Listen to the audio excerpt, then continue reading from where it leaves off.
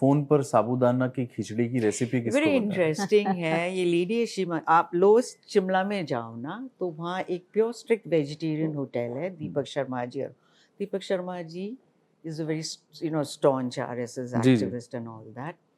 तो मोदी जी जब उनको हिमाचल चार्ज दिए गए थे ना, तो वो दीपक शर्मा जी के घर में जाके काफ़ी देर रहते थे, स्पेंड करते थे टाइम।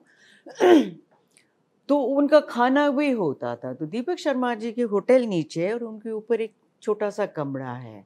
तो मोदी जी वहाँ बैठते थे और सारा दिन टीवी न्यूज़ देखते थे और बातें कम करते थे।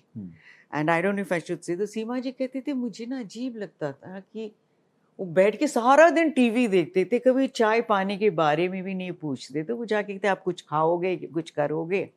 तो बाद में जब वो होटल में शिफ्ट किए जहाँ वो उनके रखे हुए थे, तो व्रत था, फिर व्रत तोड़ने के लिए साबूदाना खिचड़ी गए। तो दीपक जी ने अपनी वाइफ को फ़ोन करके बोला कि सीमा तुमने जो बनाया ना वो मोदी जी को थोड़ा पसंद नहीं आया, इस तरह से नहीं बनता है। तो सीमा ने फिर हमें तो जैसे पसंद है, जैसे पता हमने वैसे बताया। तो बोला, मोदी जी ने बोला हमें फ़ोन दे दीजिए, हम उनको बताते हैं कि ये कैसे बनाते हैं। फिर उन्हें सिखाया कि आप ऐसे करो, ऐसे करो, ऐसे करो। तो आप जाके आज सीमा जी से मिलोगे ना तो आपको बता देगी कैसे वो खिचड़ी। अच्छा, वो अब वैसे ही बना रही हैं। कहते मैं वही स्ट्रिक्टली वही पॉलिसी फॉर्मूला फॉलो करती हूँ। हाँ, और प्राइम मिनिस्टर मोदी जब आरएसएस के लिए काम करते थे, संघ से जुड़े हुए थे, और विधानसभा चुनाव जब वो पहली बार नहीं लड़े थे, उसके पहले की बात है, तो उस समय के फूड प्रेफरेंसेस के बारे में किसी ने बता पाया? नहीं, आप ऐसे हैं ना, जब एज प्रचारक आप जहाँ जाते थे, जहाँ स्टॉप करते थे और आपको जो मिलता था वही खाना पड़ता था और आपके कोई चॉइस नहीं थे। वो चना भी लेते थे, गुड़ भी लेते, जो मिलता था आपको वही खाना पड़ता था। एक टाइम तो उन्होंने खुद ही बताया है कि वो भिक्षा लेकर भी काफी दिन, जहाँ जो मिल गया, नहीं मिला तो उस दिन खाना नहीं मिला, लेकिन सेल्फ कन्फेस्ड उनका है कि काफी दिन भिक्षा लेकर भी खाए हैं। तो कि वो खाने के बारे में इतने पर्टिकुलर नहीं थे जितने आपने पोशाक और ड्रेसअप कपड़ों के बारे में थे। शुरू से थे वो।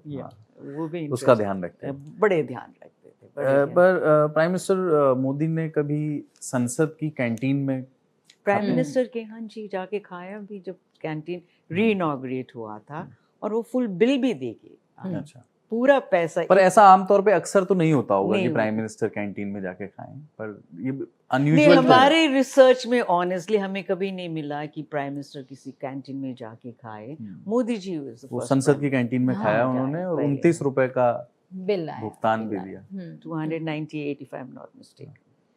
और वो तो जो वहाँ बना होगा उस तरह का ही कोई ना उनके लिए ना कोई वो आई थिंक खाने के विषय में वो डिमांडिंग तो बिल्कुल ही नहीं है। नहीं, जैसे जब वो इजराइल भी गए ना, इस नेतान्याहू जब प्राइम मिनिस्टर फर्स्ट टाइम, तो वहाँ की जो शेफ है जिन्होंने वो खाना बनाया, Reena Pushkarna, she is half Indian half Israeli, right.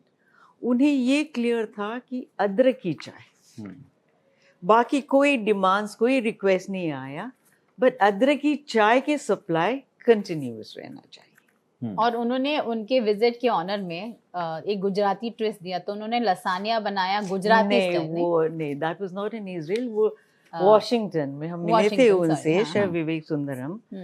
लसानिया in Gujarati style नहीं, क्या उनको चार्ज दिया गया हुआ for dinner at the White House, आप सारे इंडियन फूड करो।